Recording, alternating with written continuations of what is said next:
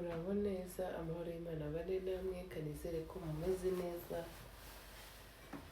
Ese ubundi iyo mvuga ngo meze neza ndashima Imana gake gake, ntacyo nshinja rurema, ariko irungu riranyishe rirangwaje, Mana yanjye, ubuzima butarimo abana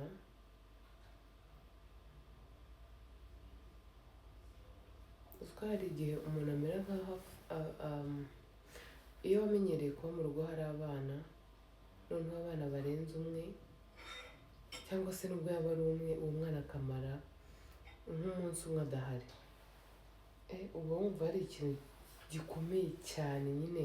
uri kubura, ubuzima bwo mu rugo burahinduka. Njye abana banjye bagiye muri vakansi, ntabwo bari hano hafi, nibura ngo ndinyabya ngo ngende njye kubareba.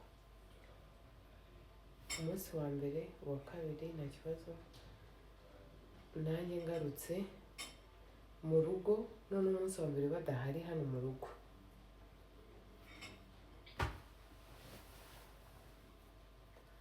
numvaga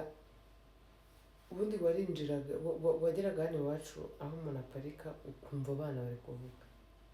Narinjiye nta mwana ntaki, ahubwo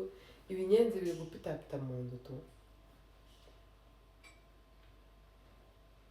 Umunsi wa mbere nararyamye natashye, numva naribi kuko nari naniwe. Uwa kabiri kuryama byabaye ikibazo, nkabahamagara, noneho njya gusiga abana nyine bagiye muri vakansi, njye kubasezera ngo natwe tugaruke.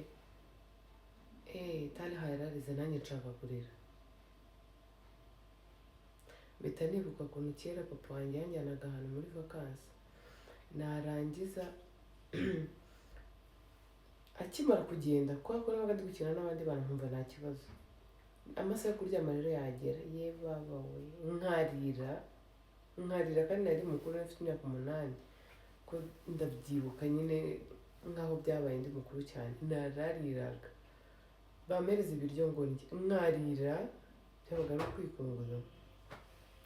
Tariya rero naramusezeye, ndamubwira ndagukunda cyane, Imana ikurinde. Niko dusanzwe dusezeranaho mu bana bose uko ari 4. Tariya niwe mwana warize, yararize mbura ubugenda, mbura ubuhagarara, mbura gukora iki, nicara aho ngaho, ndamuhobera, ndamubeshya mujyana ku muhanda, mu bintu byinshi, tubona kugaruka. Kugera hano sasa, akazi ni ukuryama gusa, kubahamagara kuri video call. Njyewe ni ubwa mbere, nayo mpamvu byantonze kuba abana banjye hari ahantu bagiye mu kiruhuko, cyangwa se nyine ni ubwa mbere kabisa, maze iminsi iri hejuru y'5 cyangwa 3 ntari kumwe nabo. Bari abatoya kuva bavuka, ni ubwa mbere bagiye mu biruhuko. Abamama mufite abana musanzwe mubohereza muri vakansi, mubana nabyo gute, mubishobora gute? Kuko hari abantu nzi, nkeka ko bashobora kuba bohereza abana babo bakamara n'ukwezi wenda badahari, ariko abana ni bakuru. Sinzi nimba nyine ari bakuru ari n'abatoya, umuntu byose nyine biba biri ari kimwe. Hari ubwo amasaha agera ya saa 11 hafi saa 12, nkumva biranze, nkumva nahita ngenda, nkumva akenshi iyo byanze ndahamagara kuri video call, tukavugana, bigahita bishira, nkongera nkumva meze neza, ariko ndabakumbura. Mana y'isi n'ijoro, umubyeyi w'umumama n'abana be baba bafite ukuntu bagira ngo barimo rukuruzi, ituma bahora bumva babaye bameze gutya. Iyo bibaye gutya gato, buriya nubwo abana nyine batakugira muri detail nk'umuntu mukuru, ariko nawe nkeka ko aba afite ibintu byinshi, nyine akakubwira ati ndagukumbuye basi reka ngende nirirwe ariko nze gutaha bimere gutya na gutya ariko mbere mubwire babyeyi mujye mwohereza abana muri vakansi mubishobozwa n'iki mubikora gute bigenda gute cyane ko nyine umwana uri muri vakansi atari hafi yawe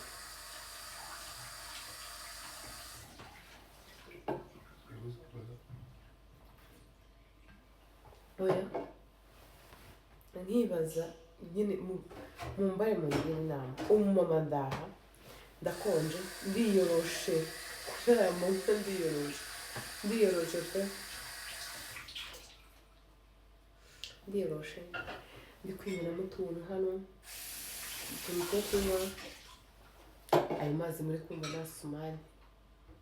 wihangane urusaku rw'amazi asuba ariko nakomeza gufungura umwanya munini waba uri kunsakuriza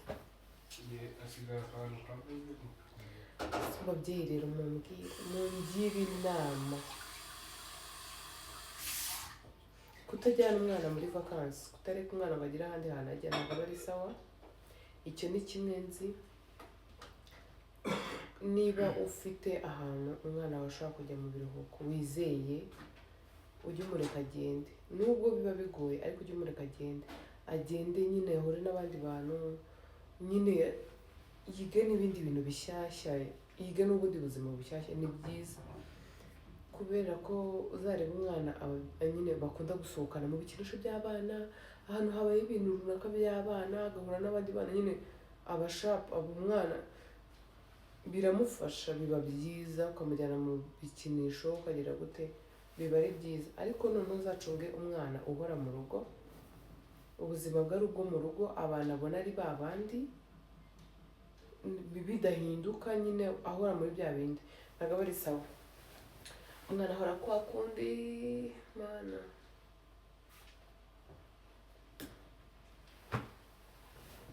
nubwo nzi ko ari byiza ariko biba bigoye nyine kuba umenyereye ibaze kuva umwana wawe avutse wenda